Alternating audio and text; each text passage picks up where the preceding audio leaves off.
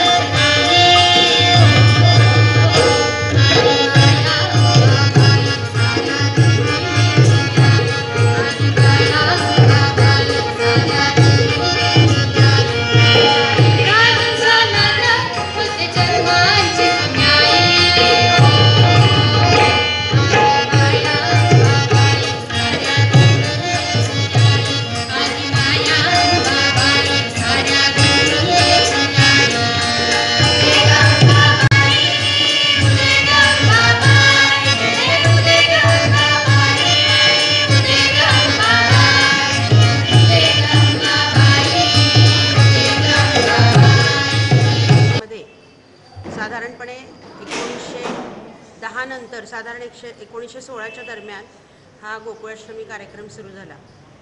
आपल्या शाळेचे माजी विद्यार्थी श्रीयुत ओक फडणीस यांचा इथे वाडा होता आणि त्या वाड्यामध्ये श्रीकृष्णाचं मंदिर होतं आणि त्यांनी आपल्याला गोकुळाष्टमी साजरी करण्याच्या अटीवर शाळेसाठी, सांगली शिक्षण संस्थेसाठी हा वाडा दिला आणि तेव्हापासून आपल्या शाळेमध्ये आस्थागायत गोकुळाष्टमी साजरी केली जाते।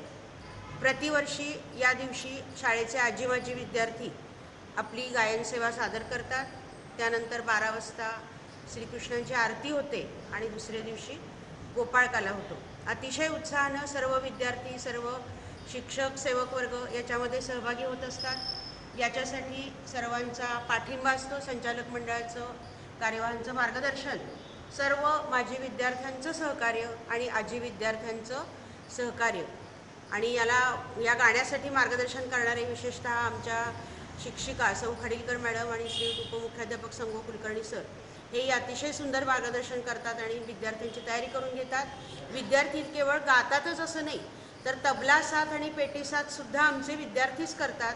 ही अतिशय अभिमानाची बाब आहे आणि गेली इतकी वर्ष कार्यक्रम चालू आहे तर प्रत्येक वर्षी माजी विद्यार्थीच हे काम करत असतात, गायन सेवा शिवाय वादन सेवा।